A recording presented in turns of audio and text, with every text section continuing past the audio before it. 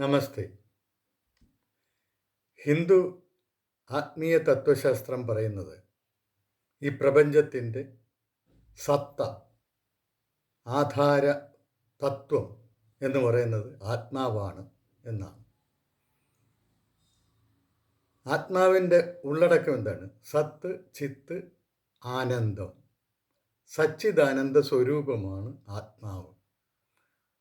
ഈ പ്രപഞ്ചത്തിൽ നാം ഇന്ന് എന്തെല്ലാം കാണുന്നു, ഇനി നാളെ എന്തെല്ലാം കാണാനിരിക്കുന്നു, അതെല്ലാം ആത്മസത്തയിൽ, ആത്മാവിൽ, ആത്മതത്വത്തിൽ ഉള്ളടങ്ങിയിരുന്നതാണ്. അത് ഓരോ കാലത്തിനനുസരിച്ച് പുറത്തേക്ക് ഭൗതിക രൂപത്തിൽ അവതരിപ്പിക്കപ്പെട്ടുകൊണ്ടിരിക്കുകയാണ്. ഇതാണ് പ്രപഞ്ചത്തെക്കുറിച്ച് ഹിന്ദു ആത്മീയ തത്വശാസ്ത്രത്തിനുള്ള കാഴ്ചപ്പാട്. അപ്പോൾ സത്ത്, ചിത്ത്, ആനന്ദം ആണ് ഈ പ്രപഞ്ചത്തിൻ്റെ സത്ത എങ്കിൽ ഈ മൂന്ന് ഘടകങ്ങളെയും മൂന്ന് ദേവന്മാരായിട്ടാണ് അവതരിപ്പിച്ചിട്ടുള്ളത്. നമുക്കറിയാവുന്നതുപോലെ ത്രിമൂർത്തികൾ, ബ്രഹ്മ, വിഷ്ണു, മഹേശ്വരന്മാർ. ബ്രഹ്മാവ് സത്തിനെ കുറിക്കുന്നു, വിഷ്ണു ചിത്തിനെ കുറിക്കുന്നു, പരമേശ്വരൻ അതായത് ശിവൻ ആനന്ദത്തെ കുറിക്കുന്നു. ഈ ആനന്ദത്തെ പ്രതിനിധാനം ചെയ്യുന്നതാണ് ശിവൻ. അതുപോലെ തന്നെ ചിത്തിനെ പ്രതിനിധാനം ചെയ്യുന്നതാണ് വിഷ്ണു. ബ്രഹ്മാവ് സത്തിനെയും പ്രതിനിധാനം ചെയ്യുന്നു. ഈ സങ്കല്പനങ്ങളൊക്കെ വളരെ അർത്ഥവത്തായിട്ടുള്ള ഒന്നാണ്. സത്ത് എന്ന് പറയുന്നത് ഒരിക്കലും ഇല്ല എന്നൊരവസ്ഥ ഇല്ലാത്തത്, അതായത് എന്നും ഉള്ളതാണ് സത്ത്. ആ സത്തിൻ്റെ ഭൗതിക പ്രകടനമാണ് ഈ പ്രപഞ്ചം.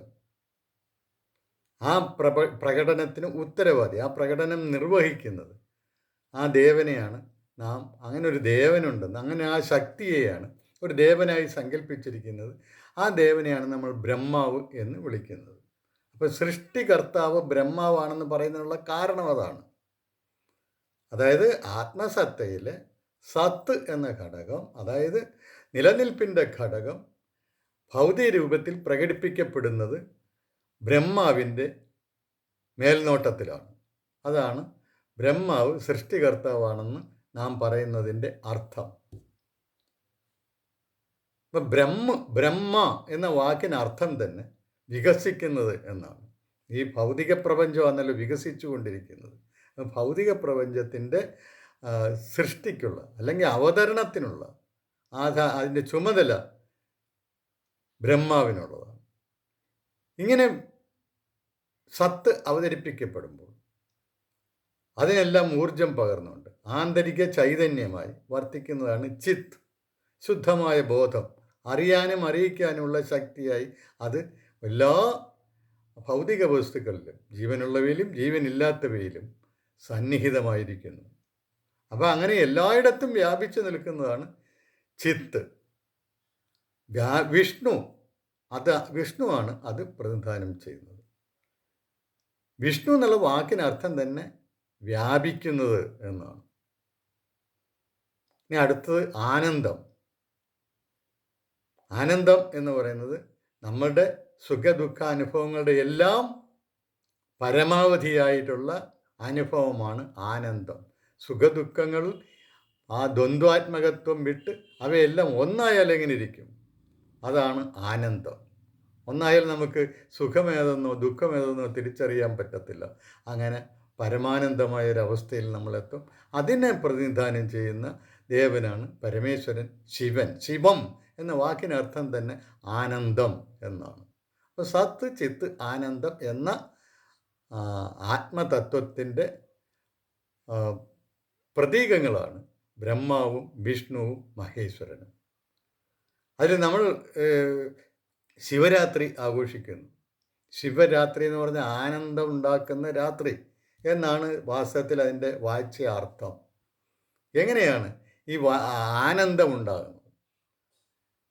ഈ പ്രപഞ്ചമെല്ലാം പിൻവലിക്കപ്പെട്ട് കഴിഞ്ഞാൽ പിന്നെ അവിടെ പ്രപഞ്ചത്തിലെ ഭൗതിക അവസ്ഥയാണ്, ഭൗതികമാണ്, ഭൗതികമായിട്ടുള്ള ഭോഗസുഖങ്ങളാണ് നമ്മൾക്ക് ദുഃഖവും സുഖവും മാറി മാറി ഉണ്ടാക്കിക്കൊണ്ടിരിക്കുന്നത്. അപ്പം പ്രപഞ്ചം തന്നെ, ഈ ഭൗതിക പ്രപഞ്ചം തന്നെ ഇല്ലാതായാൽ പിന്നെ നമ്മളില്ല, അതുപോലെ തന്നെ ദുഃഖങ്ങളും ഇല്ല. എല്ലാം പരമാനന്ദ അവസ്ഥയിലായിരിക്കും ഈ പ്രപഞ്ചം സ്ഥിതി ചെയ്യുന്നത് അപ്പോൾ.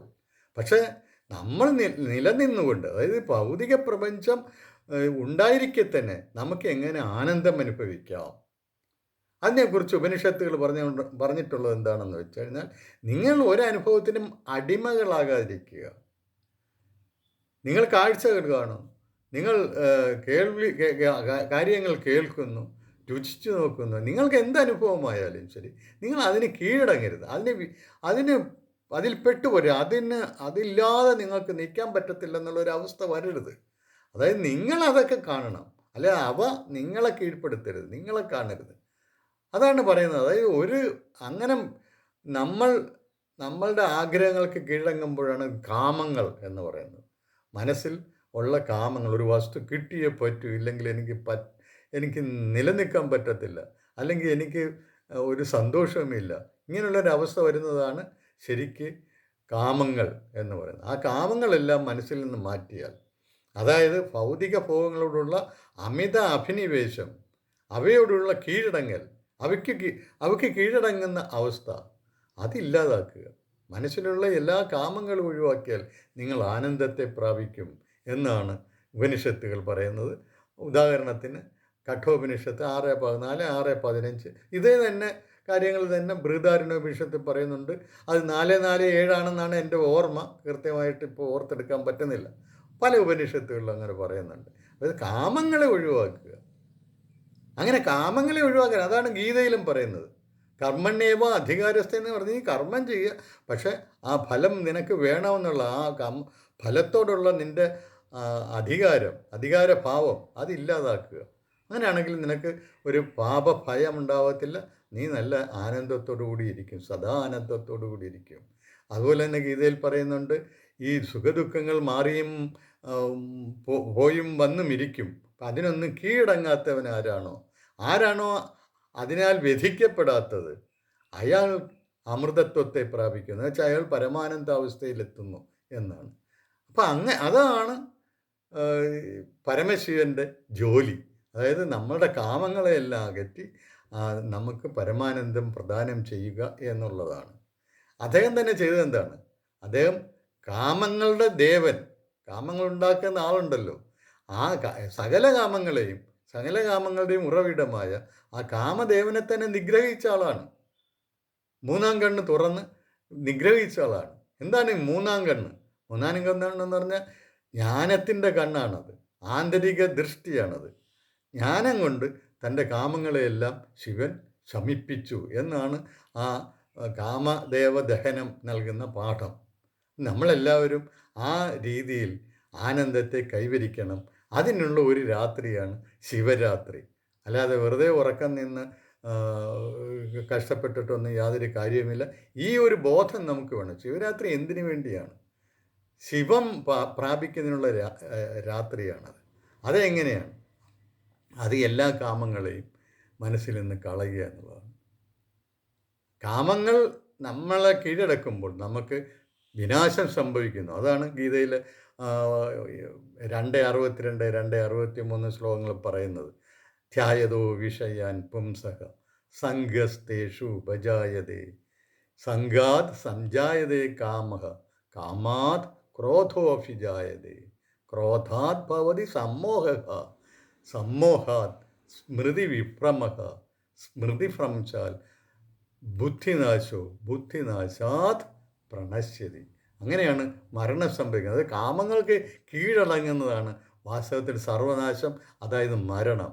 അത് ഒഴിവാക്കി നിങ്ങൾ ആനന്ദത്തെ പ്രാപിക്കുന്നതിന് ഇതാണ് മാർഗം. അതാണ് ശിവൻ കാണിച്ചു തരുന്നത്. ഇനി ശിവലിംഗത്തെക്കുറിച്ച് കൂടെ അറിഞ്ഞിരിക്കേണ്ടതാണ്. അത് പക്ഷേ ദൈർഘ്യം പരിഗണിച്ച് ഈ വീഡിയോ ഇപ്പോൾ തന്നെ 10 മിനിറ്റ് ആകാൻ പോകുന്നു. അതുകൊണ്ട് പിന്നീട് മറ്റൊരു വീഡിയോയിൽ ഞാനത് വിശദീകരിക്കുന്നതാണ്. നന്ദി, നമസ്കാരം.